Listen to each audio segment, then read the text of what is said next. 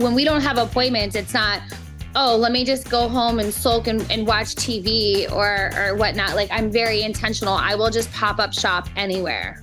I think this week alone was two home courts and one new place. Welcome to the Referrals Podcast, the show designed to help everyone from the solopreneur to the Fortune 500 company win the referral game. And now, here is your host, Michael J. Maher. Welcome, everyone, to another amazing episode of Referrals Podcast. I'm so glad you're here. Also, I've got to give you a big shout out, number 42 in the U.S. in the marketing of the top 100 podcast. That's amazing. It's not referral marketing. It's not, how to do marketing. It's not relationship marketing. It's not marketing 101. It's Referrals Podcast. And you guys have made us number 42 in the entire country. And that just goes to, I think, the power of referrals and relationships right now in the marketplace. So thanks for listening. I appreciate you hanging out with us. Today, you're going to absolutely love this. What is the number one strategy that you could be implementing in the next 2 months to get referrals? No, the number one strategy. Don't you want to know the number one strategy? We are actually going to cover that today with a young lady who has literally had a record-breaking month in the last 30 days.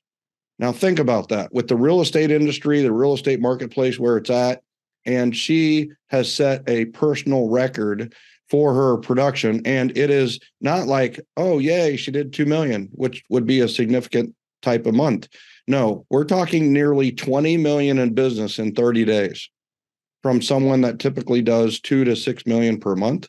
That is an outstanding increase. And we're going to tap into exactly how that happened, why that happened. And we're going to tell you exactly how you can make it happen as well. Now, before I do that, I've got to do a couple of shout outs. Number one, I've got a shout out to Julie Bug, who gave us a 5-star review on iTunes. If you've been wanting to grow your business without cold calling, door knocking, being pushy, or having your friends run and hide when they see you coming, Referrals Podcast with Michael J. Maher is what you've been looking for. And you didn't even know it. Well, maybe you knew it. You're listening right now and watching right now. So that's awesome, Julie Bug. I will just say, when you do a 5-star review or any review, you should put your contact information in the review, because it's Referrals Podcast. A lot of the people that watch this are into referrals. So it could lead to a referral to you. So I don't know who Julie Bug is. I've had about 5 Julies in my life who were nicknamed Julie Bug. So it's one of those where, hey, listen, put your information in there. I'd love to thank you personally. So, but thank you for those kind words. I appreciate it. And then our call to action is, listen, we have one-to-one mastery class that's starting on November 27th with Tara and myself. And you can get the details at the number one, TO1 mastery.com. That's one-to-one-mastery.com. And we're going to go 3 weeks, and we are going to show you how to maximize the top of the 7 levels of communication. That's right. The top level is one-to-ones. We're going to show you how to maximize that. And we're going to talk about that a little bit more later. But without further ado, we've got to bring you this very, very special guest today. And with years of hospitality management, new construction, and marketing under her belt, Tara is one of the most sought after realtors in the Coral Springs, Fort Lauderdale, South Florida area. Her team's closings are almost 100% referral, and she credits the success of that to the 7L strategies that feed her soul. Tara is also a founding member of Michael J. Maher's Certified Referral Trainers. Tara is known among her peers as a trailblazer for ideas, ethical business, and leading the industry in love, generosity, and appreciation. Even though Tara has been given many wonderful titles by the business world, the titles that mean the most to her are daughter and godmother. Welcome once again back to Referrals Podcast, Tara Carter. Welcome. Hi, I'm so excited to be back. Thank you for having me. Yay. Well, I will tell you, it's been exciting to watch your last 30 days as it has unfolded. And do you just feel like you're on fire right now? Do you just feel like you're on a roll? Tell us about that. I do. At first, I was like, this is so exciting. What is going on right don't know what's going on in the universe. This is wild. Like, and then another call would come in for another like multi-million-dollar property, and then another one. And I was like, what? I don't know what's going on. Like, this is crazy. This is wild. This just fell from the sky. Mm-hmm. Well, all right. I got to talk about that a little bit. All right. So first of all, it did not fall from the sky, right? There's no such thing as business by accident. And I have to tell you, as we go through this, but it is so similar to my Achilles rehab. So August 30th, I had surgery. So that's 2 months ago. And so for 60 days, I did not put a single ounce of weight on my left foot. So I was on a scooter, I was on crutches, I was totally immobilized. And then last Monday, the doctor says, no more scooter, no more crutches. Well, Tara, I want you to know today I am no boot on my foot. Wow. So it was like 0, 0, 0, 0, 0, 0 for like 60 days.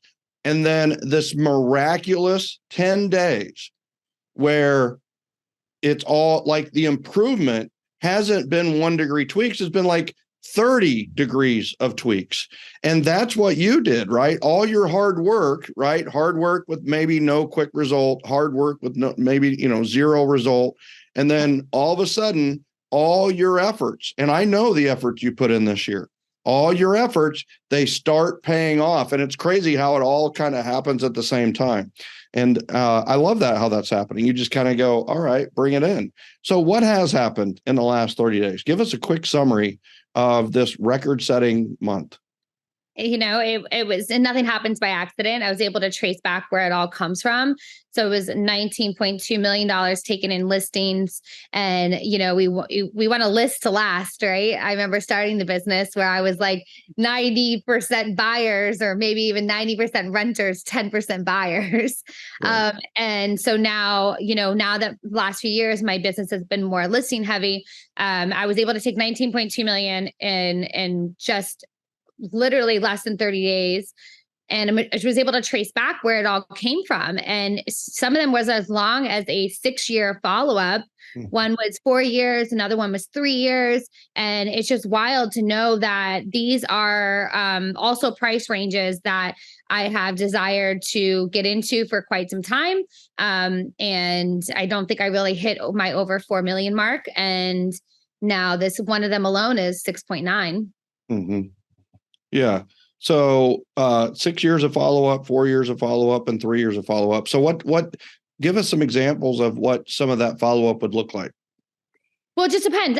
Each one has different criterias for it, So one of them being, we recall what an orphan client is, where they were a referral source, they were a client of somebody else's, and they were not mine. So they don't get my normal 36 touch, or they don't get the invites to the events as much. They don't get so much personalization. They don't get 4 phone calls a year, once a quarter.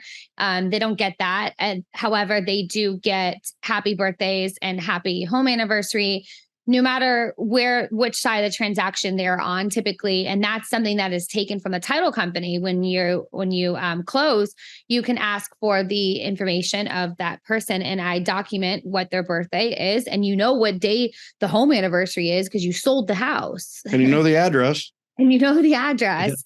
Yeah. And then I have a little sticker that goes in the garage that says, we sold this house once and we can do it again. And it has our number and our flamingos on it.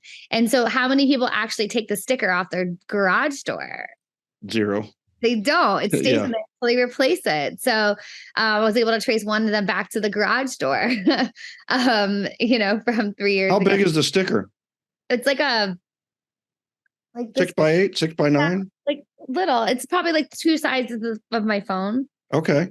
So, and it just has your branded logo on it with the flamingo. And then it says, we've sold it once, we can do it again. Yeah, and we sold it your phone once, number. We can do it again. Call us 695 sold, and then our logo. Where's that go on the door? Does it go on the inside of the door? Yeah, go put it on the inside of the garage door. Yeah. Okay. Not on the window if they have windows, right? No. Yeah. Okay.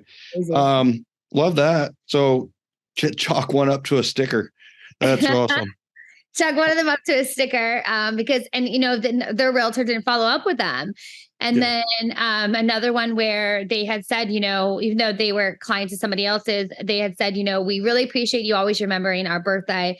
And so we wanted to know if you could come over and list our home for us. And when I got there, they did have a listing agreement with another agent in the area who I consider very, very influential in my area. And they had a listing agreement for 7.2 million. And I said, that's interesting. And I asked them why they didn't call the other agent, and why didn't they sign the agreement with the very influential agent in the area? And they said, because I was always honest with them 5 years ago, and I always remembered their birthday, and they wanted my opinion. And the first thing we discussed was, your house is not worth 7.2 million. You had an honest conversation with them, right? I mean, they were looking for honesty, So I love that. And so your follow up through them had just been really anniversaries and birthdays and just some kind of, some basic stuff. That's the type of client it was, orphan clients. I'm not going to reach out to them that often. It's a standard drip campaign, and that's it. Okay. So, and that's through email. Yep. Mostly through all email and handwritten, delivered or mailed cards. No, that wasn't the cat pillow lady, was it? No. It's like, I don't know the names of some of these people, but I totally know what you did for them, which is interesting. So tell me about the cat pillow lady. Like, this is so good. It was dog pillow, but always. Oh, I'm sorry. Dog pillow lady. That's right. We can't get those two ladies mixed up. That would not be good. One's a totally dog pillow person. The other one, I mean, pound puppy in the house, right? So the dog lovers out there, I love you too. But all right. So dog pillow. So tell me about the dog pillow. She, I had met her daughter at an open house 7 years ago, and I sold to both of them. And she's a very, very tough woman. And her husband, unfortunately, had passed away about 4 years ago. And he had an 8-car garage in the backyard of all these antique cars, and she didn't know what she was going to do with them. So I knew she wasn't ready to sell right now. So I sent my team over there and I said, we can help you sell these cars. I need to get an evaluation of them, get my car person over. And we did an inventory of the cars and did our best to assist her in helping to sell these cars. And then I did 4 years of follow-up. Now she did get more than just what an orphan client gets. She was your client, and her daughter was your client.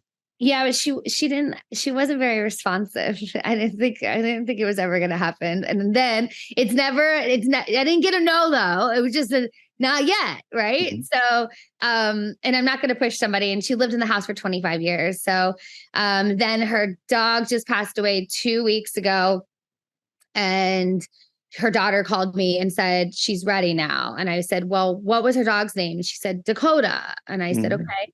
And so I knew what I needed to bring as a gift. So I brought some flowers and a card. And I ordered a pillow with her dog on it. First I asked her daughter, can you send me a picture of her dog? And she said, she sends me one. She goes, this is the dog dying at the hospital. I said, oh, don't want that one. I said, no. Please give me a happier one with the legs in the air. And give me that one. I was like, no, please. Yeah. I can't. Yeah. I was like, that's not the one. I need another. Like, do you have any others? And then I always got those ads on Instagram for like a pillow of your dog. Cuddle clones. Was that totally. what it is? Oh yeah, that's who we use, right? I use Cuddle Clones probably 5 times a year.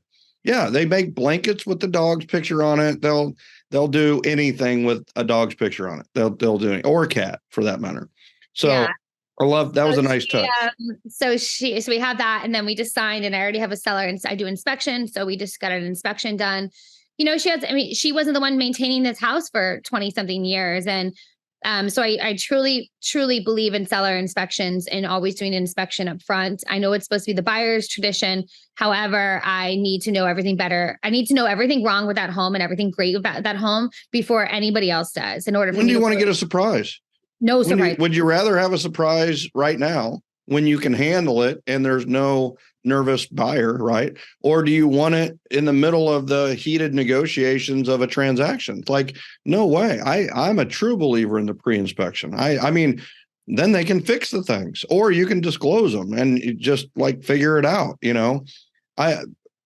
When people go look at a house, what do they think about, right? They want to know what's wrong with it. That's like literally one of the first things that they think of. Well, if you've got a pre-inspection there, And it also says, here's the 18 repairs that we've done before you even had a chance to look at this house. They're halfway sold, right? Then they want to go, all right, is it priced right? And then if you can show that it's priced right, a lot of times those buyers are going to make it happen, So I love that. I love the pre-inspection. Bulletproofing the transaction. There's no surprises. And then you can't ask me about anything that I've already disclosed to you. So make your offer based on this. And unless something happened, it had to be between the inspection repairs being done and this, which is Murphy's Law at that point. That's right. So do you have the buyer's agents, do they traditionally do an inspection if you've already done a seller's pre-inspection? Out of the last 7, I would say 2 did their own inspection. Yeah, wow, that's lower than I saw. Mine was about 50% would do their own. But the nice thing is, and same with your marketplace, these inspectors get known. And if the realtor knows the inspector and it's a really reputable inspector, they'll just like, you're not going to do any better than this inspection. You need to just check this inspection, and then there's the one that don't know anything and in many cases, or they just want their buyer to have their own inspection. They might think that's a one-sided inspection. So I love it. It reminds me of the certified wise home program that we've done for years, right? We would warranty the property from the seller side. It only costs $75 more to have the seller have coverage while they're listed. And then it transfers to the buyer for 1 year. So that was a good investment. And then the I is inspected, and then the S is staged. I'm guessing, not everybody stages their home, but we put in there who staged it and what it looked like. And then the E is for evaluated, right? So it's warranted, inspected, staged, and evaluated. And in the evaluation, we were doing pre-appraisals. Now, we didn't have to do those in 2022. Yeah, we didn't have to do 21 and 22 because homes were selling so fast that an appraisal might have worked against us. So we actually just did the evaluation was my CMA, and that was in there. So they would have the certified wise home book that they would open up and look through, and it was all laid out for whoever showed the house exactly what's been done, what they're covered with, and the whole 9 yards. So I'm telling you, an acronym, just like you turn everything else into an acronym. Always, you're just like the acronym king. It's so great. Well, my earbud just fell out with that compliment. I appreciate that. So, all right. So you said I've got the 6 year, I've got the 7 year, I've got the 4 year. What was the 3 year follow up one that came through for you? Anything current anything that you worked on the last 30 days and turned out the last 30 days? Because we haven't got to 20 million yet, 19.2 million. I'm looking at about 15 million. So we're at more stuff. You have a 5.4 condo. However, I won't take the whole credit for that. That goes back to a relationship that I have with another realtor who works in Miami. And I'm looking to essentially kind of buy his book of business. And I've had to prove myself since 2019. He was just looking for a showing agent to show his properties in Fort Lauderdale. And I interviewed with like a few others, but I told him, I said, you're not going to find anybody who knows Fort Lauderdale better than me. Yeah. And you won't find anybody who works harder than me. And he said, okay, are you okay with just taking a 25% commission just to show some of my houses? Like whenever there's a showing that comes up on this house, or if there's any open houses. I said, no problem. So I did. And I worked my way up from 25% to 30 to 35 to 40. Now I'm at 50-50 splits. You're a partner with him. We are partners. Basically, he has a cold call team of 6 virtual assistants that call all day long, expireds and for sale by owners. And that is not a source of my business any longer. So he calls, he gets the appointment in my area, and I go on in and close it. Nice. I love it. That's a good partnership right there. Kudos to you. And you hit a really important trigger on when you were describing how this relationship started. You said you met with him, right? Yeah. You met with him and sat down and had a 1-to-1. And that's what I really want to dive into deep next, because, this all started with RMS last year when you had a session on 1-to-1 mastery. Well, It was standing room only. And we did a vote the next day. We always do this with RMS, is like, there's always these sessions that people are like, I couldn't make it, or I couldn't make it. And so we vote on the previous day's sessions, which also puts the trainers of the first days on alert that they better do really well, because we're doing a vote and they don't want to get last or second, right, Polly? By 2 votes. So, and we told him later it was like 14 votes or 50 votes or something, but it was actually closer than he thought it was. But bottom line is, the next day, I really worried. All right, like half the people have already seen this. Who's going to go? Standing room only for the second session, teaching one-to-one mastery, and you knocked it out of the park. And then you've been teaching, some of these principles throughout the year, and this is the strategy I truly believe that will make the biggest difference for people in the holiday season, which is what we're on to now. It just seems like during November and December, when you have a one-to-one, people go like deeper. They go more sentimental, more reflective. They're more in a relationship building feeling. And I've gone from like a 5 relationship, just kind of like friends, to literally like a 10 level, like, hey, I've got this business for you next year, at one meeting in the holiday season with somebody that's just a 5 on the relationship scale. And I've had people disclose to me that they're getting divorced during this time. It just seems like there's just more to a one. Are you finding that too in November and December, that just people seem to have a different feeling about one-to-ones? Like, it depends. I think around, especially Thanksgiving, I think people feel a little bit more gratitude or a little bit kinder. And then you're always going to get the ones that are attached to bad experiences around holidays that bring up something negative in their world. Mm. So I think the majority, though, are more willing to meet with you and more like that holiday cheer spirit. Yeah. And I think I think people are more out and about during the holiday season.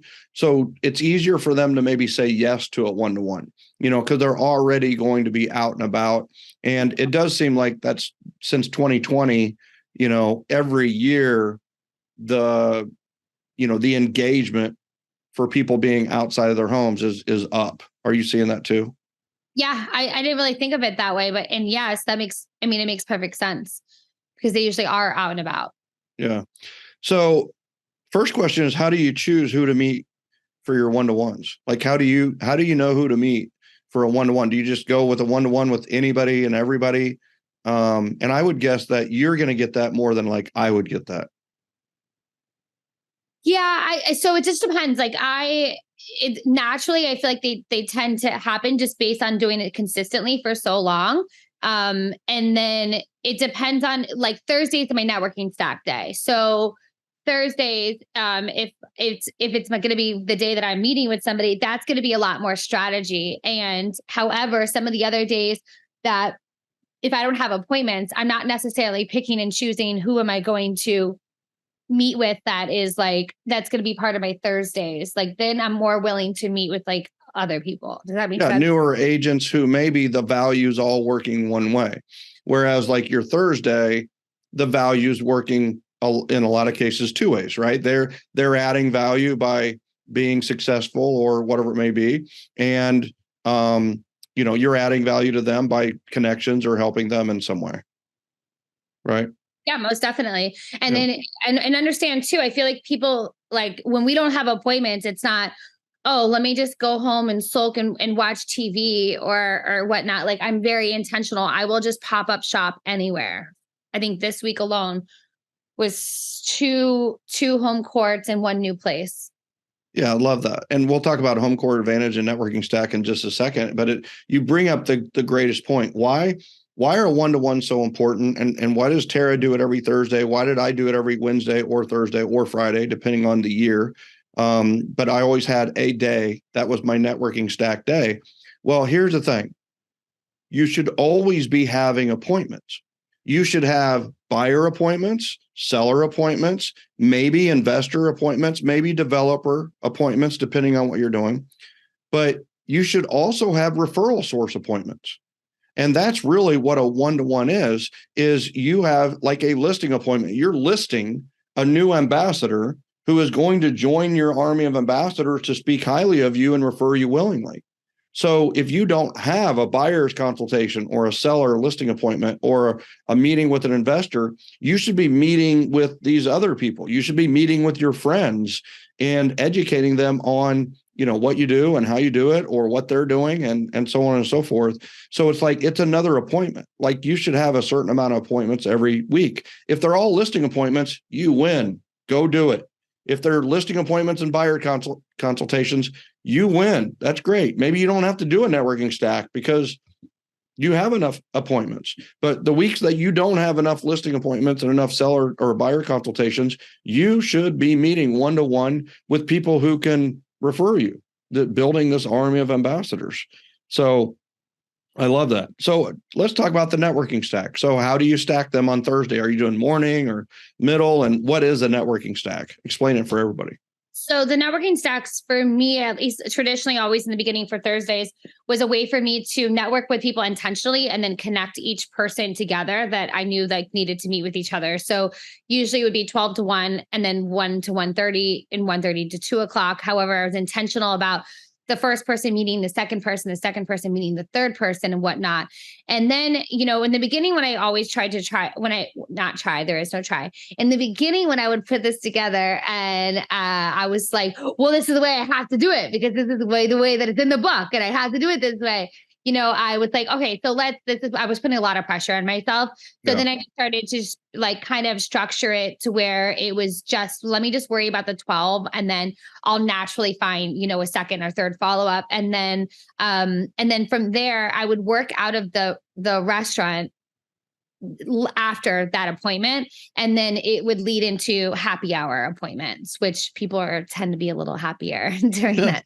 Yeah. The 4 to 5 is a really good stack. I'm just saying that first part of the happy hour, they get there at 4, and then you've got maybe a 4:30 coming in and you stay and hang. I remember doing this with Joyce Lehman and Christy Dreiling and just like, it was just like the best. And we ended up calling a guy named Bob Berg who wrote The Go-Giver during this meeting. And like that one meeting led to so many connections for me. It was just amazing. But I'm not sure if it would have been the same way if we would have done it 1 to 2 or 1 to 3 or something like that. So I got to meet with Joyce from 4 to 4:30, and then Christy joined us from 4:30 to it was probably 7 by the time we got done. But it was just a really enjoyable, and it was at EBT, which was my home court advantage. So what are your home court advantages, or what is the home court advantage for you? So I have 3 locations, all within 30 minutes from each other.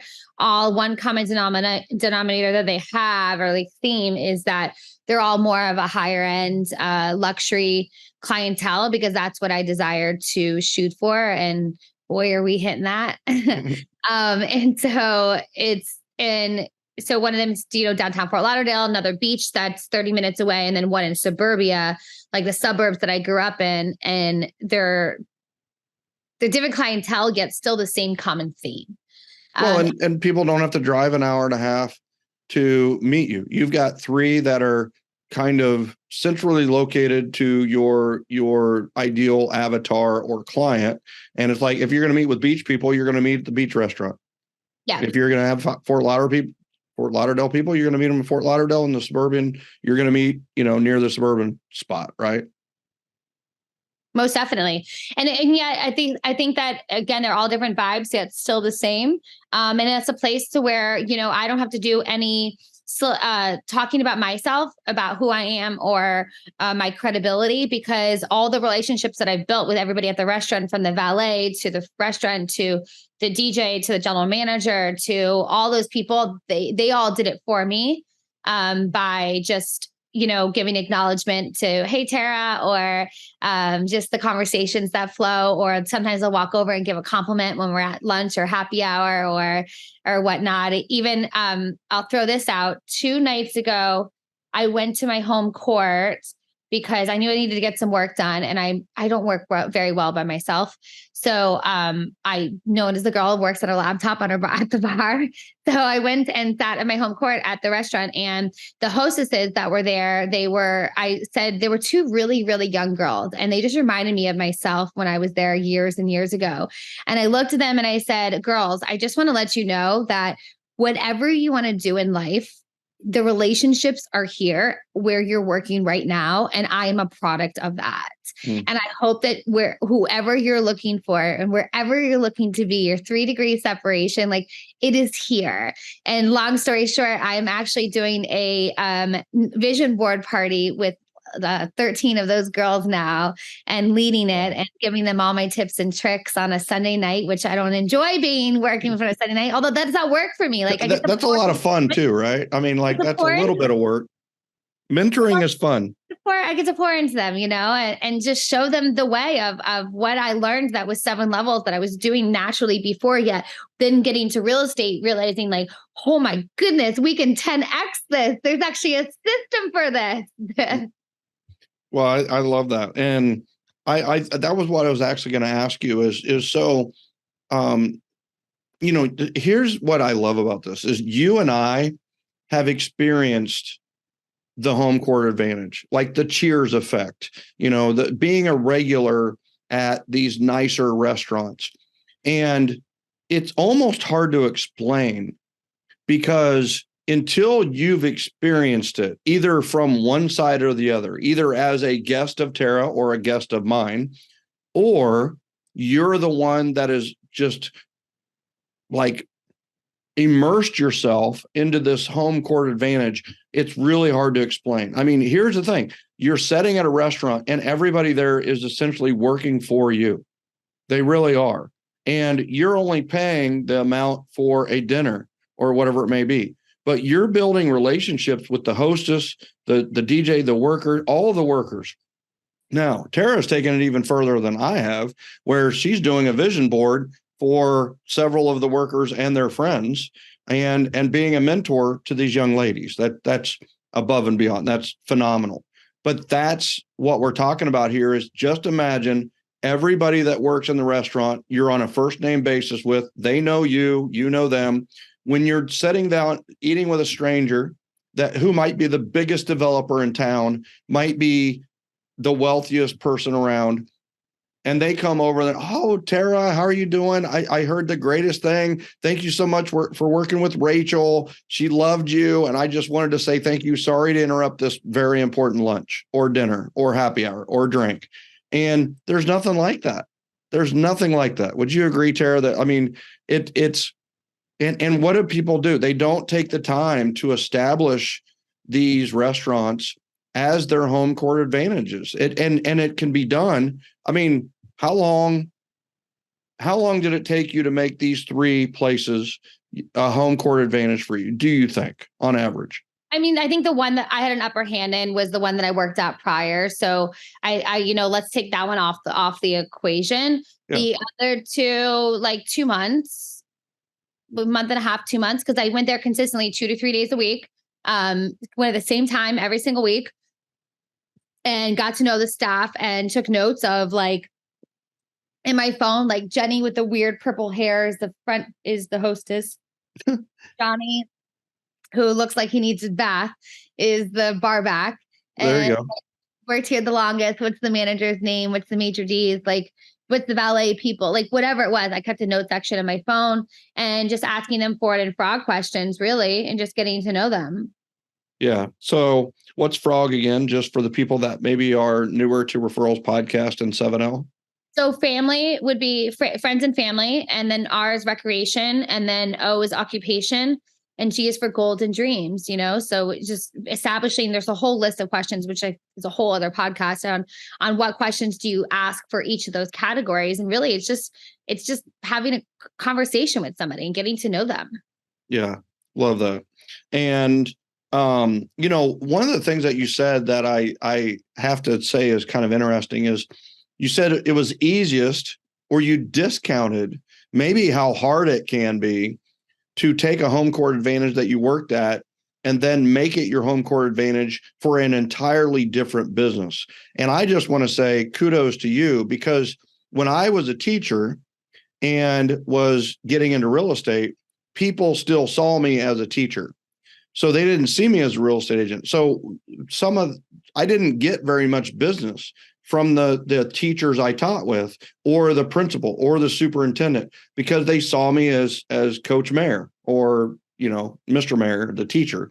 And, so what you did is you went from Tara Carter in hospitality management to Tara Carter in real estate, and you changed the way they look at you in a matter of, a month or two. And that says something, that takes something. And for those of you that are doing a 9-to-5 plus real estate, I want you to know that you may not get referrals from those 9-to-5ers or your previous job in the beginning, because you're not wearing that hat. If you worked at a pharmacy, they see you as a drug dealer, or, they see you as a pharmacist. So I think people need to know that, but there is a way to establish that difference, and it's to share real estate stories. It's to share your passion about real estate. It's to share, it really is to have conversations about real estate and your passion for what you're doing. Well, I think, it was being consistent, getting to know everybody, and wearing my name badge. And I would always show up with my computer, and it has a sticker, have questions about real estate, let's chat. They saw me doing real estate things. They saw me. So then the new manager that moved to the area wanted my help, and then the general manager, and now the CFO, and then I'm their realtor. So the valet guy called me with a $4 million referral 3 weeks ago and was like, "Hey, do you remember so and so who would always come in, and he just mentioned buying a house to me, and I know his budget's up to $4 million. You got to give him a call." The valet guy is calling me to call people, and we have not been working there for 9 years. 8 years, maybe 8 years. Powerful. Well, that's a credit and a kudos to the relationships that you're building, and continuing to stay in constant and consistent communication. And I think if there's a word that keeps coming to mind, it's consistency. The consistency is going to lead to this ferocious intensity at some point. It's going to lead, but consistency is more important than intensity. It is. Intensity is a moment and gone. And in many cases, it's very, very short term. Consistency is just going every Thursday, every week. You can manage it. You can do it. And then what happens is 2 months in, 3 months in, maybe 2 days in, boom, it pops. And you've got opportunities left and right. Before you're even maybe ready for it. And they're looking for a real estate agent to trust.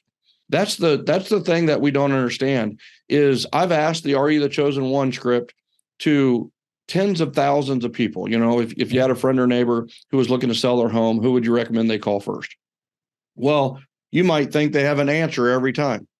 But what's amazing to me is the number one answer I got was, I don't know, from the people who didn't know me. If I met them at a networking event, I was having a one-to-one with a stranger, they would say, "You know what? I don't know who I would recommend they call." And in that moment, it's all right, what would it take for me to be that professional? And 50% of the time, they would say, "I don't know who I would refer a real estate piece of business to." I was always flabbergasted by that. But the thing is, do they know people? They do, but they wouldn't refer them. They wouldn't recommend them. They know them, but they wouldn't recommend them. And I think that's the thing is establishing a referral relationship is even stronger than just establishing a relationship.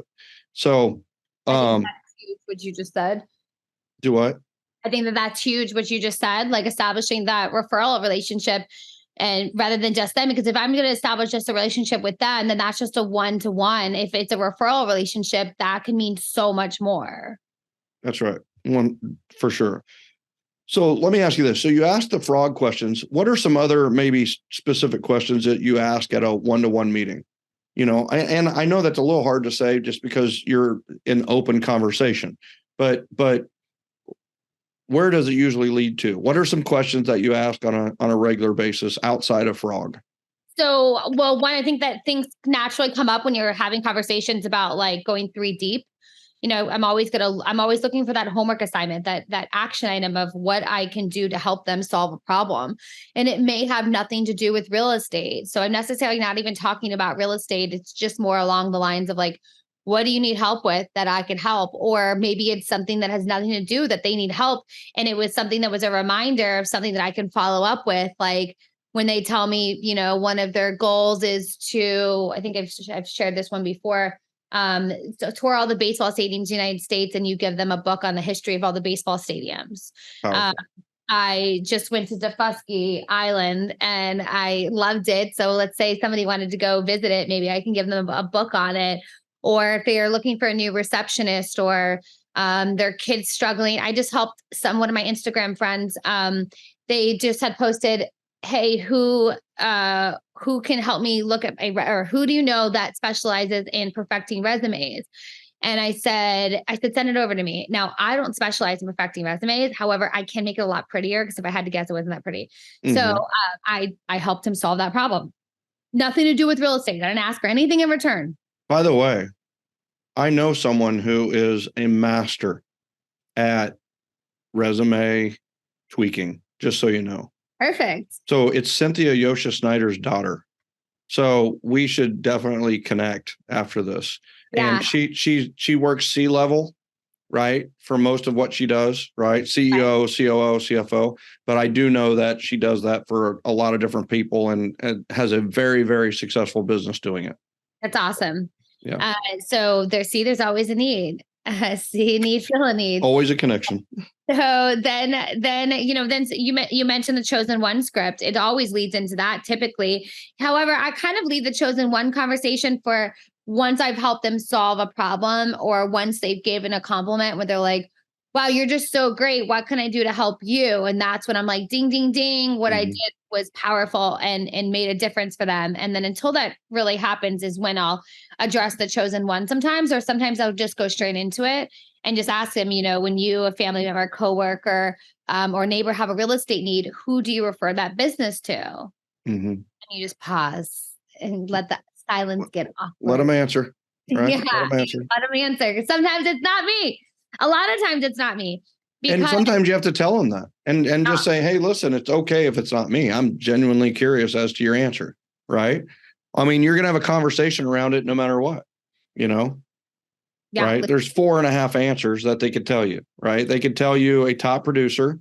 And at that point, like very influential person, you're going to say, well, how do you know top producer Tom, right? And they're going to tell you, and they're like, we're neighbors, we hang out, we play on the same softball team. It's like, there is a conversation we can have about that where I'm going to try to maybe box Tom in to a specific neighborhood or city and try to get the referrals outside of that. Another answer is they're going to say some person you've never heard of that's in real estate, right? And you're like, well, how do you know that person? And they're like, oh, well, they're a family member of ours and they live a couple cities over. And then you can have the conversation that is like, hey, listen, what if there's a way for you to get the services of a top producer and your nephew can also get paid, right? There is a way for us to do this. You can work with me and my team and we'll pay your nephew a referral fee, right? We'll make sure they get paid and the services are higher. So sometimes people don't realize that. And then you're going to get the third answer, which is, I don't know. And that happens a lot. And then you get the fourth answer, which is you, Michael. I would refer them to you, which is one of my favorite answers. And then there's the half answer, which is they name somebody. And this is why your stand pat response to a name is, how do you know that person?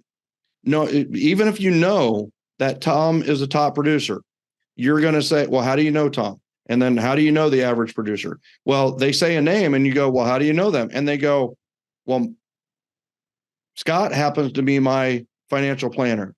And I believe that before someone goes to sell a house or do a real estate transaction, they should really see how it fits in their financial plan. So I would have them call Scott. Well, my ears perk up 1,000% right there. And what do I want to do? I want to get an introduction to Scott. And that is literally the next thing I'm going to do is, hey, so that financial planner sounds great. I need a financial planner to refer to my community. Would you mind making the introduction? Get the introduction and I will tell you, I've had some phenomenal referral sources come into my life because of the Are You the Chosen One script, where they said a person and it wasn't me. And they ended up named a financial planner or a CPA or some other financial services person. So powerful stuff. For me in my area, it's usually another realtor they name. So, and then I just go through whether, how long they've been in the business. Are they part-time? Are they full-time? Which is a great question. Are they part-time or full-time? Yeah. And how do they get connected to them? And do they trust them? And I go through a lot of that because I have the largest MLS in the country, I believe. So usually it's somebody else. So that's okay. Yeah. Yeah. And it is, I hope everybody heard that. It's okay. See, the difference is you go from knowing or wondering to knowing. And if you're wondering, then you're always wondering. If you know, all of a sudden you can make plans. You only have so much time, energy, effort, and money, or money, energy, effort, and time, which is meet, right? When you meet someone, are they worth the meet? Are they worth it to meet with them? And when you meet with people more successful, more wealthy, more influential than you are. Well, meet is, are they worth the money, energy, effort, and time? Well, if they have someone in mind for their real estate business already, then guess what? It's not going to be worth all of that money, energy, effort, and time for you to go down that path. You're going to go spend all of those precious resources on somebody else where you do have an opportunity. So, I love that. I love the Chosen One script. I love that a lot of times it won't be the first one, but it'll be the second one that you're asking that question. You let the relationship build a little bit to the point where you get to that point. What is your end goal during a one-to-one meeting? Like when you're going into it, what are you hoping to get out of it, if anything? Well, besides building a relationship, I'm hoping to find that homework assignment, that action item that I can help them with. Yeah. I heard somebody call that the other day. They called it the gem. Okay. Like the gem, like we're looking for the gem. Like what is that generosity gem that we can send to them or do for them or whatever it may be. But it is like, I didn't like the word homework assignment because she had creepy feelings from school with that word or something. So that's okay. Well, I actually like gem, because that's what I'm looking for. I'm looking for an item of value to follow up with, or I'm looking for something, and let's say that it was the conversation that they do have another realtor that they're working with. That's okay too, because maybe there was something else that I found that I could help solve their problem, or maybe I need to follow up with something else. Because usually my follow-up question to that is, I'm not looking for all of your business. I'm just looking for you to see how I do business differently. So in the next 60 days, if you come across somebody that's looking to buy, sell, or invest in real estate, will you please introduce them to me?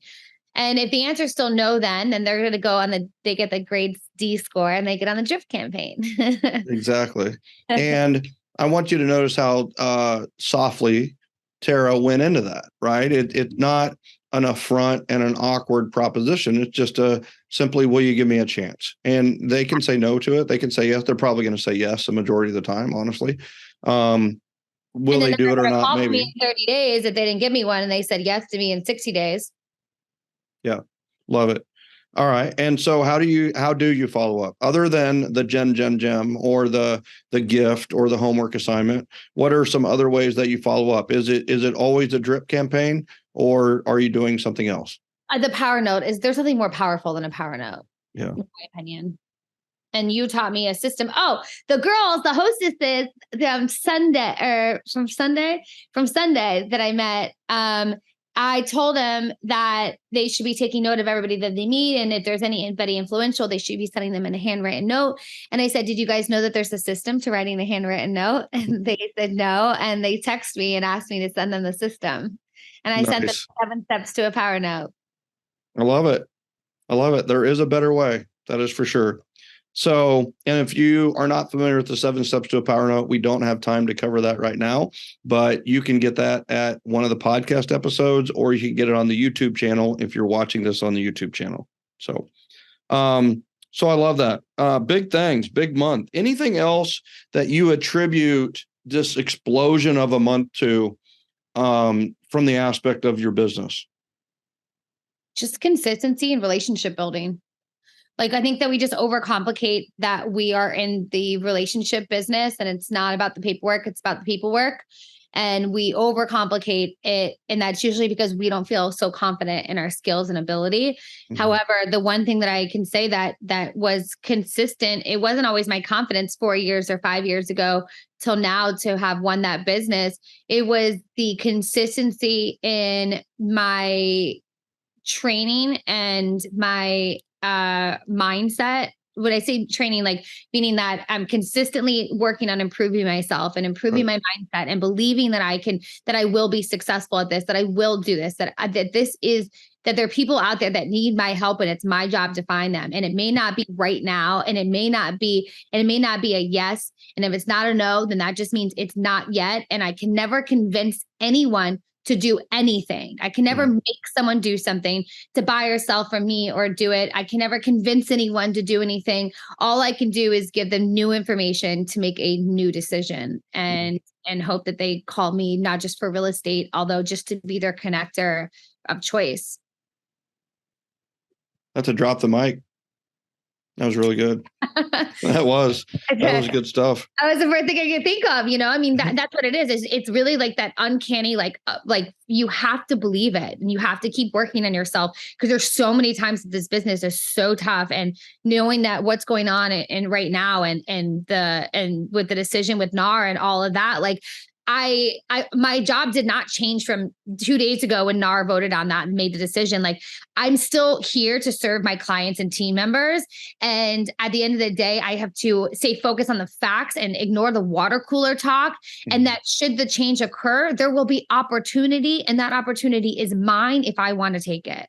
That's 100%, right?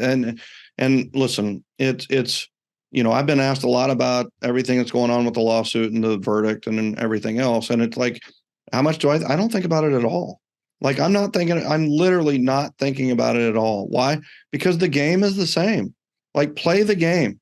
The rules might change in a year, 2 years, 6 years. Who knows? When the rules change, there will still be a game. It's just like when they said you can no longer go low on the quarterback in the NFL. The good defensive, found another way to do it. They found another way to sack the quarterback. The defenses adjusted, the quarterbacks adjusted, and it became more of a quarterback game. Well, guess what? It's still going to be a leader's game. No matter what, there's going to be a real estate game, and the ones that adopt and adapt are going to be the ones who win the game, right? Yeah, the ones that are best prepared to take the most advantage of whatever opportunity is created. And I can only focus, like, my answer. I think I'm just going to start being scripted about my answer when people ask me about it. I'm saying I'm focused on what I can control, and none of us can control the changes that could come. We can only control how we can respond. Exactly. Can you believe that I get to teach with you? I mean, like, I'm so honored and privileged to teach one-to-one. I'm the one that's honored. I wear a hat, but majority, a lot of it has to do with meeting you and going to that damn book club that I didn't want to go to. Well, I appreciate that. But I am just I'm so excited to teach one-to-one mastery with you, because we're gonna change some lives. I mean, like, to the core. Like you said earlier, it's not necessarily about feeding your family and feeding, making the money, right? It's about feeding your soul and doing it through business. And I'm not sure if there's anything that feeds the soul at a higher level than a great one-to-one. And, we have to be selective with how we do one-to-ones, and we need to, but there's a strategy to make one-to-ones super effective and get referrals through them. And if you had somebody talk to the people listening to this and they're thinking about taking one-to-one mastery, like, what advice would you give them? What would you say to them? How would they prepare for that? Like, what do they need to do next? I would say, well, 1, sign up, and 2, come in with a open mind and another way of doing things. And it doesn't have to be exactly like, don't get so fixated on exactly how we may set it up. Just get fixated on finding a venue and actually making it your home court and focusing on the people that you want to connect with. It doesn't have to be a perfect system to it. The fact that you're just going to do it, we're going to help you do it and help you. We can role play those conversations. We can establish, if it's at the perfect court, we can rate it. We can decide on that too. So just come in with an open mind. I love it. I love it. Well, for those of you interested in that, go to one-to-one-mastery.com. You want to get referrals in November and December. I'm telling you right now, it's have a one-to-one with a referral source or somebody influential that you know, or somebody that's well connected, and you will get referrals. This is how you go from having relationships to getting referrals. I hope you'll check out one-to-one-mastery.com. And Tara, if somebody had a referral for South Florida, how would they reach out to you? How would they contact you? How would they make sure that happens through you? The best way would be my phone number, 954-661-6990, or on Instagram, follow me at Miss Tara Carter MS, because I'm not married yet. So MS Tara Carter, and I'd love to flamingo with you. Love it. Thank you, Tara. I appreciate you being a guest again on Referrals Podcast. And it sounds like we need to have you actually on again down the road to talk about some of these other, drip campaigns and other strategies that you're doing. But just know that we really, really appreciate you. And thank you for being our guest today on Referrals Podcast. I appreciate you. Thank you. Ladies and gentlemen, how about a wow? I wrote a book on one-to-ones. I wrote a book on some of this stuff, and I took 2 pages of notes from this young lady on how to do it, what to do, when to do it. And I just learned so much every time I get the opportunity to interact with Tara Carter. And I hope you'll check out one-to-one-mastery.com. If you're still new to what we do with the Generosity Generation, join us at joingengen.com. That's joingengen.com. Join the Generosity Generation. It's our private Facebook group. Answer a few questions. We'll let you in. And the other thing too is listen, the bottom line is you have a real opportunity right now in the next couple of months to take what are normally friendly relationships to referral relationships. I want you to take advantage of that. There are so many opportunities right now. It's not even funny. If you're going to bury your head in the sand at home, you're not going to do any business. And we are in a 60 or 90 day out. And in some case, 3-year, 4-year, 6-year out type of business. So you need to do the work now. That's going to pay off in the next 30, 60 days. And I encourage you to get with it. Ignore the noise and focus on what you can focus on what you can control, and go to town, go to work, make it happen, and go love on people and build your business on love, generosity, and appreciation, and enjoy every moment of it. And there's a song, Loving Every Moment by Loverboy, right? And that should be your rhythm, loving every minute of it, and have fun prospecting, have fun doing lead generation. Ladies and gentlemen, listen, this is it. This is the greatest 2 months for you to get out there. I appreciate all of you, and we will see you on the next episode of Referrals Podcast. See you, everybody.